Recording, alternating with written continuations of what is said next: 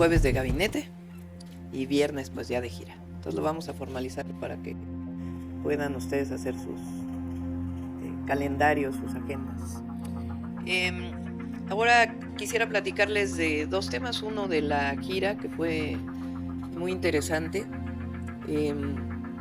Una parte muy importante es lo que vimos los primeros días, que es las nuevas plantas de generación eléctrica en el norte. Asistimos a una en Mexicali, y hay otras dos plantas en Sonora, en el norte de Sonora. Entonces son 3 plantas que utilizan principalmente gas natural, aunque la de Mexicali también utiliza algo de diésel. Y la planta fotovoltaica de Peñasco, de Puerto Peñasco en Sonora. Esto va a permitir el desarrollo tanto del norte de Sonora como de Baja California. Está prácticamente terminada la línea de transmisión eléctrica del norte de Sonora a Baja California. Es la primera vez en la historia que va a estar conectada el norte de la península de Baja California con el sistema eléctrico nacional. Esto es algo que desde que yo estudié energía era un proyecto y ahora se está haciendo realidad. Entonces esto va a permitir el desarrollo del norte de la península y al mismo tiempo del norte de Sonora. Y después visitamos, entre estas fueron 4 plantas, en realidad visitamos 2, la planta fotovoltaica de Puerto Peñasco. Esta planta tiene hoy, no llega todavía a 1 gigawatt. 1 gigawatt son 1000 megawatts. Mega es millón, entonces son 1000 millones de watts. Y quedamos en que vamos a construir para el 2025 al menos los otros 300 megawatts en esta zona. Ese fue uno de los acuerdos que tomamos ya con quien vaya a ser el director de CFE, pero mientras tanto se va a empezar a trabajar. Además de las 2 etapas, que el próximo año pueda haber otra etapa. En total son 5 gigawatts que están planteados por el plan Sonora, que los vamos a cumplir. Pero un proyecto que ya decidimos hacer para ver su financiamiento desde este año son los 300 megawatts que faltan en ese mismo lugar donde ya está las hectáreas compradas o donadas a Comisión Federal de Electricidad. Entonces esa es una noticia que queríamos darles. Por otro lado, los 2 planes de justicia que visitamos, uno el del pueblo Seri y el otro el del pueblo Yaqui. Ahí acordamos darle continuidad a los 2. Son proyectos muy importantes, no solamente por ser pueblos originarios, sino porque son pueblos, particularmente el pueblo Yaqui, que es de los pueblos que mayor represión, aniquilación, explotación, esclavismo vivieron. Los pueblos originarios del norte se consideraban como pueblos bárbaros y el interés de quitarles las tierras y el agua. Y ahora son casi 45,000 hectáreas que se regresaron de tierra y además el acueducto que se está haciendo para poder dotar del distrito de riego que va a permitir pues el desarrollo agrícola del pueblo yaqui. Hubo algo muy interesante. Por primera vez una mujer entra a una enramada de los gobernadores del pueblo yaqui. Son 8 gobernadores, que es la organización que ellos tienen. La primera vez que le dan el bastón de mando a una mujer, y particularmente que una mujer entra a una reunión en donde siempre había habido hombres. La organización, quien asistió, la organización física, pues son los gobernadores más las autoridades tradicionales, que son varios hombres que se colocan en un rectángulo. En el centro pues estaba el presidente de la República, el secretario de Marina, el gobernador y su servidora. Y después las mujeres se quedan atrás, en la parte de atrás de la enramada. Entonces fue muy simbólico en muchos sentidos porque pues es la entrega al pueblo yaqui de lo que históricamente les fue despojado y al mismo tiempo el que por primera vez una mujer sea reconocida por el pueblo yaqui, pues no solamente lo que soy, presidenta virtualmente electa de nuestro país, sino la aceptación del pueblo yaqui a una mujer. Entonces fue algo realmente muy hermoso, muy simbólico. Y hemos estado pues trabajando también en los planes de justicia. Vamos a continuar con todos los planes de justicia, todos los pueblos originarios y lo que ya mencioné también de la reforma constitucional para reconocer en el artículo 2 de la Constitución a los pueblos originarios y afromexicanos como sujetos de derecho con patrimonio propio, que es algo que históricamente se había solicitado y que ahora pues espero que este año sea aprobado en la Constitución. Entonces eso quería comentarles también que hemos estado trabajando ya en el programa de infraestructura, que ya lo vamos a presentar en la próxima semana probablemente. Una de las decisiones que he tomado es que vamos a continuar con los trenes de pasajeros en el país. Entonces, actualmente pues es el Tren Maya y el interoceánico, que ya es de pasajeros. Faltan 2 interconexiones muy importantes del tren interoceánico, uno hacia Dos Bocas, Paraíso, Tabasco, para la refinería, que es un tren de carga, pero también de pasajeros, y también como parte del Renacimiento Maya, proyecto de Huacho Díaz Mena, del gobernador electo, la continuación del tren hacia Puerto Progreso para potenciar Puerto Progreso.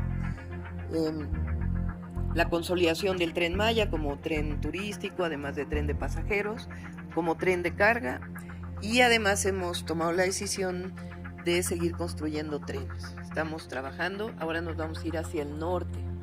Recuerden que hablamos de varios proyectos en campaña y estamos consolidando estos proyectos. Lo vamos a presentar la próxima semana para que no haya dudas, pero el objetivo es construir 3,000 kilómetros de tren de pasajeros en el próximo sexenio. Este año fueron poco más de 1,500 kilómetros y ahora estaríamos construyendo el doble de tren de pasajeros y ya lo estaríamos presentando la próxima semana. Uno de ellos es a Nuevo Laredo, ese ya lo tenemos definido, y el otro es el que estamos trabajando ya para hacerlo, y sería de la misma manera que se ha construido el Tren Maya, una parte con ingenieros militares y otra parte con empresas. El objetivo sería incluso licitarlo en el 2024 para poderlo construir en el 2025, ya con los recursos disponibles para el 2025. Entonces, como ven, además de estar construyendo el equipo de gobierno, pues ya estamos trabajando en los proyectos y por eso hablamos de continuidad de la cuarta transformación y al mismo tiempo pues los nuevos proyectos que estamos desarrollando. Y en el caso de energía pues también ya estamos, yo creo que en un mes más tendríamos una primera parte de lo que sería el proyecto de energía eléctrica particularmente. Eso es lo que quería platicarles el día de hoy y con gusto contestamos sus preguntas. Iniciamos sesión de preguntas y respuestas con Sanaí Méndez de N+. Muchas gracias. Nos había comentado que el próximo jueves es el último de gabinete. Estaríamos esperando entonces que fuera presentación de lo que queda del legal y del ampliado. No, el ampliado seguiría ya los otros jueves. Vamos a seguir con jueves de gabinete. ¿Cuántos más tienen pensado? Pues vamos a ver, son varios organismos descentralizados del gobierno y estamos pues definiendo y hablando también con quien hoy participa en estos organismos. Algunos de ellos probablemente se queden y otros pues estaríamos cambiando.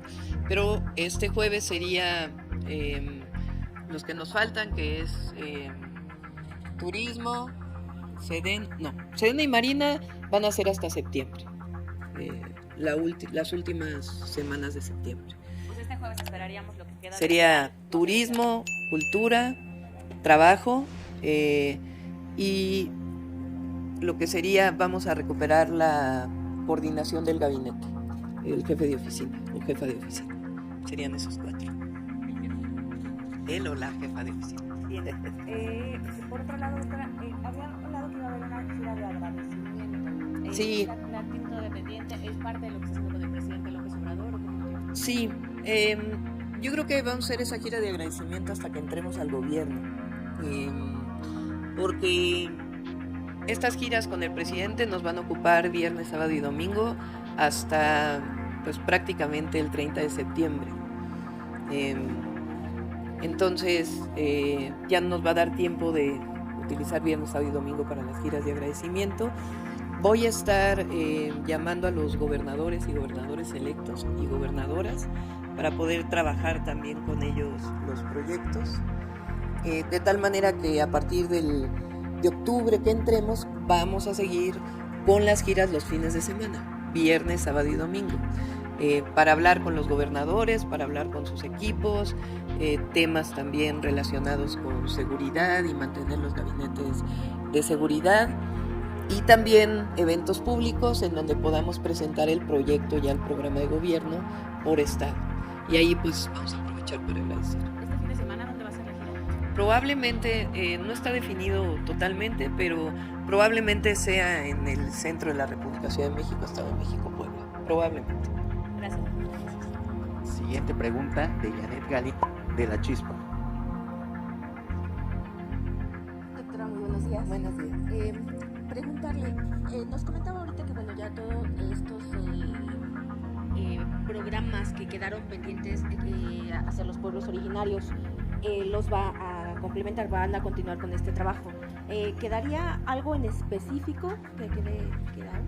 Hay pendientes de los planes que ya están en desarrollo y, si mal no me acuerdo, son 16 planes los que ya se tienen, pero los pueblos originarios pues son más, son al menos 68 lenguas. Evidentemente hay que hacerlo de manera estatal y poco a poco, porque el plan de justicia no es que llegue el gobierno a imponer, sino a través del Instituto Nacional de Pueblos Indígenas se hace un diálogo de tal manera que se vea pues cuáles son las necesidades, y a partir de ahí se van construyendo los planes de justicia. Entonces el objetivo es, además de la reforma constitucional, continuar con los planes de justicia, avanzar en los pendientes de los que ya se tienen y al mismo tiempo los nuevos planes de justicia.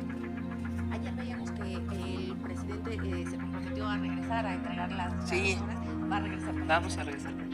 Sí. Y doctora, ¿qué es lo que piensa, qué es lo que está pasando contra todos los ataques que están hacia Morena de parte de los opositores para que no logren la mayoría absoluta en el Congreso? Pues está definido yo la verdad creo que es pues porque algo tendrán que decir, pero es muy clara las reglas fijadas por las leyes electorales de cómo se construyen las mayorías. Ellos casi lo que quieren es que se haga por coalición, pero pues eso está fuera de la ley. Entonces Morena, con el número de votos que obtuvo, pues se consideran sus diputados o diputadas plurinominales, igual en el caso del Partido Verde, igual en el caso del Partido del Trabajo, y en el Senado de igual forma con las listas del Senado. Entonces no hay mucho que tiene que considerarse adicionalmente, digamos, de nuevas reglas que están establecidas, el número de mujeres, o sea, que realmente haya paridad de todos los grupos de representación, indígenas, LGBT, personas con discapacidad, etc. Es decir, que todo quede dentro de el marco y las normas que se han establecido, pero en realidad pues no hay mucho que discutir. Y finalmente, bueno, ahora que se ha dado este trabajo conjunto con el presidente, ¿ha pensado estar usted o la ha invitado el presidente a la última mañanera? No, yo creo que es tiempo del presidente, ¿no? Ustedes que van a la mañanera, pues han establecido una relación con el presidente muy especial, y entiendo que ya lo he hecho público, que va a haber de todo, va a haber Entonces, pues yo creo que hay que darle su espacio al presidente de la República. Continuamos con Angélica Guerrero del financiero Bloomberg. Doctora, buenos días. Yo le quiero preguntar sobre, en el marco de la reforma al Poder Judicial, de las declaraciones que hizo la semana pasada, me parece, la ministra Loretta Ortiz, que mencionaba que las fallas muchas veces del Poder Judicial tienen que ver, o el gran desafío, dijo, incluso de este sexenio, son las fiscalías, que las carpetas no llegan bien integradas y que pues prácticamente después se culpa al Poder Judicial. Y la segunda cosa que ella también mencionó es que los ministros, magistrados y jueces deberían de tener el mejor nivel para alcanzar estos puestos, que se tome en cuenta la carrera judicial, que también coincide con varios cosas de los que han estado en el Parlamento abierto. Y hoy incluso el presidente dice que tampoco está de acuerdo, tampoco en los 5 años que menciona ahí la reforma. ¿Cuál es la opinión de usted, doctor, en estos temas? Gracias. Bueno, ustedes saben que yo estoy de acuerdo en la elección de los jueces, magistrados y ministros. Ahora en este diálogo que se está abriendo, este Parlamento abierto, se ha planteado la posibilidad de que no todos sean electos en el mismo momento. Hay que revisarlo. Lo otro que se ha planteado es los perfiles de quienes deben llegar ahí. Yo coincido plenamente, pues es que deben ser personas honestas. Y creo yo también, lo platicaba ahora que estuvimos en las reuniones con Ricardo Monreal, con Nacho Mier y estaba Dan Augusto. Creo que también se tiene que fortalecer la escuela del Poder Judicial o su relación con otras universidades, escuelas de derecho, etcétera, que permita que los jueces pues estén actualizando de manera permanente, que está el tribunal ahora que los va a evaluar, pues no solamente es una evaluación desde mi perspectiva, de que no hayan cometido un error que esté vinculado con actos de corrupción, que no son errores sino actos de corrupción, sino también pues cuál es la actuación permanente de un juez o de un magistrado, que hoy el Consejo de la Judicatura en realidad no evalúa más bien cuestiones administrativas que de fondo. Pero yo sí creo que tiene que renovarse el Poder Judicial. Miren, cuando nosotros llegamos al gobierno de la ciudad, por esta idea de que si es la Fiscalía o es el Poder Judicial, una de las primeras acciones que hicimos cuando llegó Omar García Harfuch a la Secretaría de Seguridad Ciudadana, en donde la Fiscalía es parte, digamos, del proceso para detener a un delincuente. Cuando llegamos no había habido nada. Recuerden que primero tuve un secretario, después llegó Omar. Resulta que en las televisiones del C5, en las pantallas del C5, ya se había visto que había policías, incluso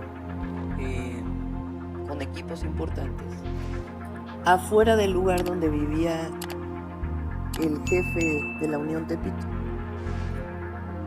Es decir, había policías que protegían al jefe de la Unión Tepito.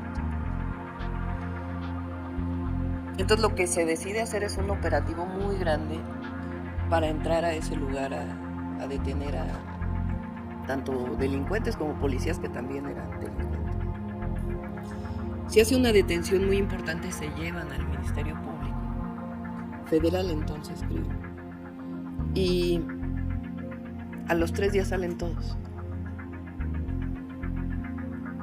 Y el argumento del juez que vio ese caso es que los policías habían puesto en su informe policial homologado que los habían detenido adentro de un lugar y no afuera, o afuera y no adentro, no sé cómo era exactamente, no recuerdo si era que adentro o afuera. Como a veces pasa, de que el informe policial y el Ministerio Público establecen. Entonces, el Ministerio Público presenta de acuerdo al informe policial homologado y el juez dice, no, salen todos porque en lo que dice ahí, dice que los detuvieron adentro, cuando en realidad. Y en aquella ocasión, recuerdo que yo dije, ¿y qué con las otras pruebas? ¿Y qué con el contexto? Entonces queremos jueces que sí, evidentemente partan de una base jurídica, pero que en su mente tengan la idea, estoy hablando de delincuencia organizada, ni siquiera de otro caso. Sean capaces, pues no solamente de ver si adentro o fuera 504 o 505, sino todas las pruebas adicionales que se están presentando en el caso. También hay casos en donde el Ministerio Público pues presenta algún, pero estamos hablando de un poder judicial que es que no tiene una que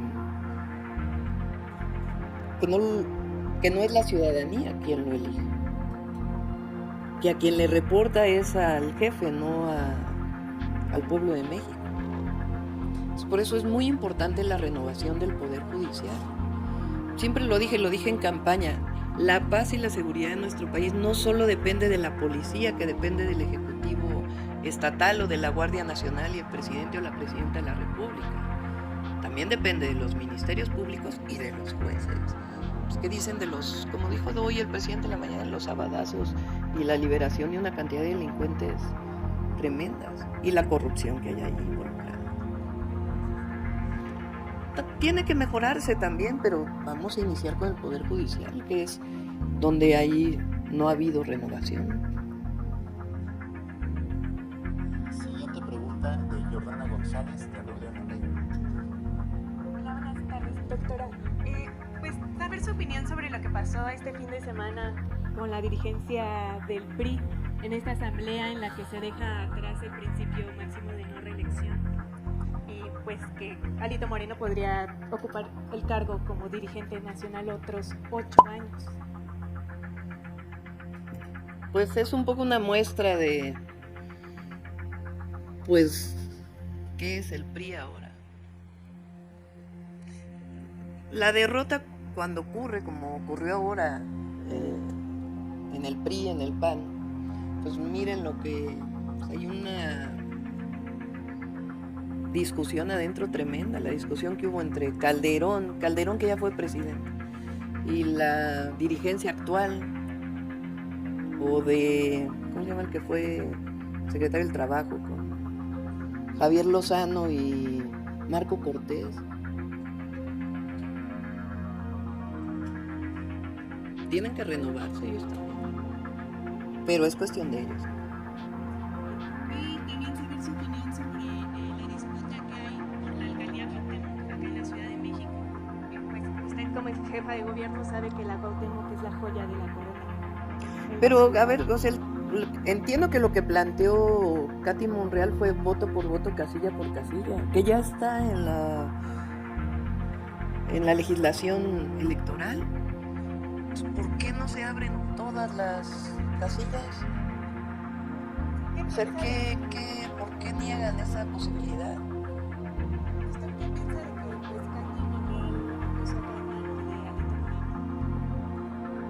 Bueno, yo no, lo que no entiendo es por qué no se abren o no se abrieron todas las casillas. ¿Por qué? O sea, si tienen la certeza de que ganó el PRI en la Cuauhtémoc, pues ¿por qué no se vuelve a contar los votos? ¿Por qué cerrarse a eso? ¿Qué problema tiene que se abra? Si están seguros del triunfo, ¿qué problema tiene? A ver, si estuviera otro tema, discusión de anulación incluso por otros temas, pero lo que se está pidiendo es que se abran todas las casillas, que se vuelvan a contar los votos. En uno de los distritos falta otro.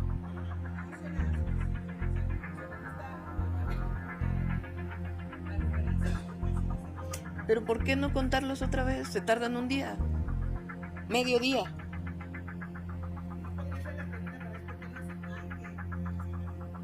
No, ¿por qué no se cuentan los votos? Hay una duda por parte de una de las candidatas. Si fuera al revés, es decir, si cuando se planteó por parte del PRIAN que se abrieran todas las casillas de la presidencia. Yo dije, adelante, no tengo problema. Si fuera al revés, de que alguien del PRIAN está pidiendo que se abran todas las casillas de una candidatura que ganó Morena, adelante. O sea, yo creo que tiene que haber certezas. Entonces lo que se está pidiendo es que se cuenten los votos. No veo por qué no.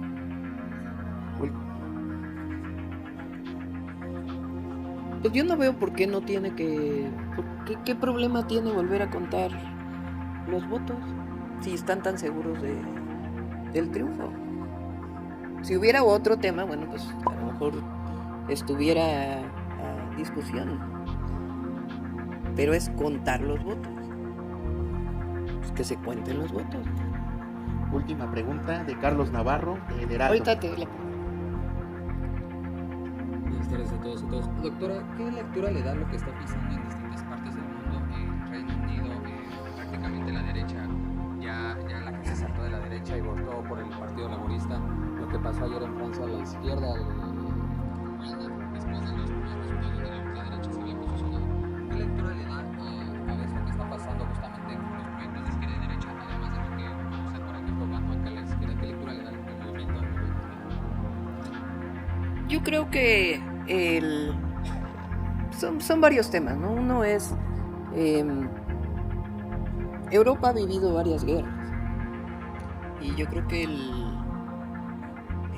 nazismo, esta derecha recalcitrante, pues cala todavía en la memoria colectiva y qué bueno. Y por otro lado tiene que ver también con proyectos económicos. Y yo creo que Europa se distinguió durante mucho tiempo por los estados de bienestar.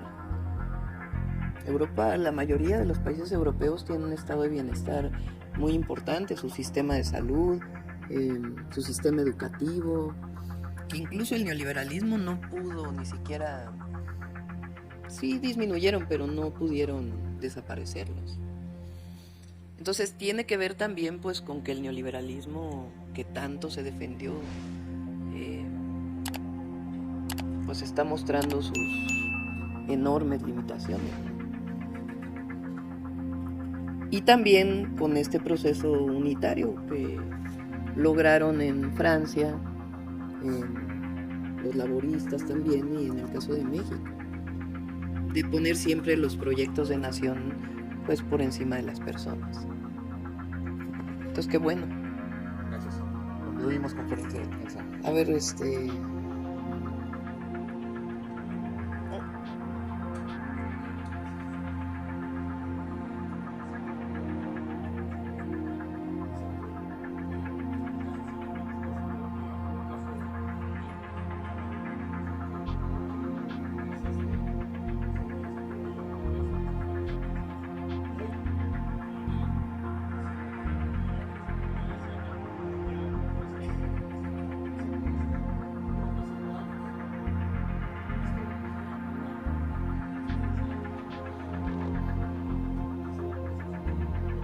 no conozco este tema de que se reservó la información, no lo conozco. Yo creo que tiene que haber transparencia, también han oído mi posición, no necesariamente se requieren institutos de transparencia para que haya transparencia. Y en el caso Segalmex ya hay también detenidos, hay que decirlo, porque ya está ahí la auditoría superior haciendo las revisiones y hay detenciones.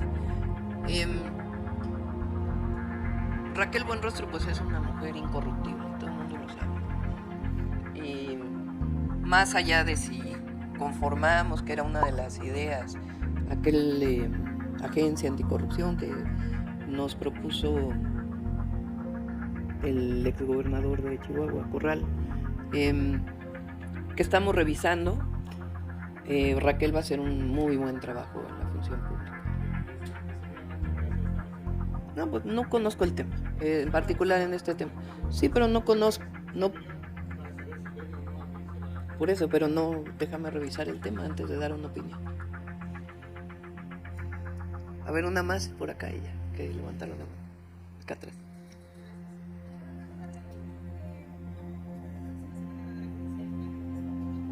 El de los trenes, sí.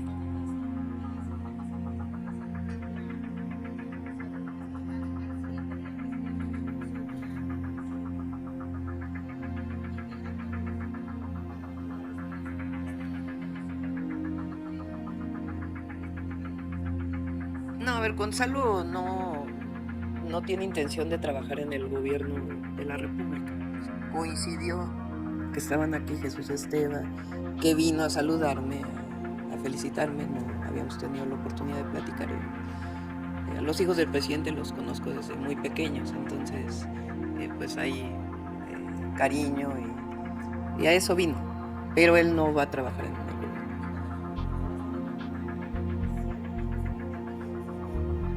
Sí, hay que ver cómo puede mantenerse el tema de la carrera judicial, pero sí que se elijan los jueces. Y tampoco puede ser que los que tengan 10 años de experiencia pues van a quedar los mismos. O sea, a ver, un juez que lleva 10 años, si le pones, solamente puede ser sujeto de elección aquel que lleva 10 años de juez. Pues, ¿qué caso tiene? Vea que lo decidan los diputados, ¿no? Pero yo sí creo que tiene que refrescarse y entrar gente nueva, jóvenes. No sé cómo establecerían esos requisitos. El tema principal es que se renueve el Poder Judicial. Y ahí no es solamente una opinión personal. Ya vieron las encuestas, la propia elección. Entonces, la gente quiere, el pueblo quiere que se renueve el Poder Judicial. Gracias. Finalizamos conferencia. Muchas gracias.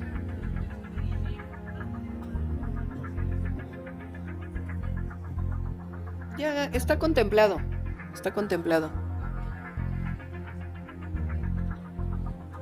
No, vamos a ser muy responsables.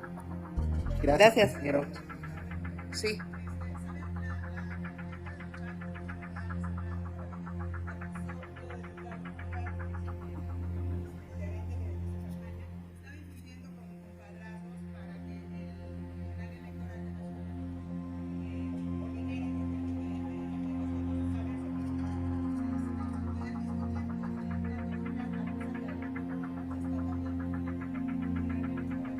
Pues también por eso tiene que renovarse el poder, el tribunal electoral, para que no haya ninguna suspicacia de que alguien esté influyendo. El tema central es, ¿por qué no se abren todas las casillas? O sea, ¿qué puede influir Ricardo Monreal en decirle a uno que se abran todas las casillas? Pero que se abran las casillas, o sea, ¿qué prueba si se están abriendo todas las casillas y le dijera, anula la elección hoy, es distinto? Lo que se está pidiendo públicamente, jurídicamente, es que se abran las casillas. ¿Qué de malo hay ahí? Al contrario, están hablando de transparencia. No hay nada malo de lo que se pueda acusar. ¿Qué se está pidiendo públicamente? Que se abran las casillas para que se cuenten los votos. Gracias. Que se cuenten los votos en el caso de la Corte. Gracias, compañeros. Gracias. Gracias.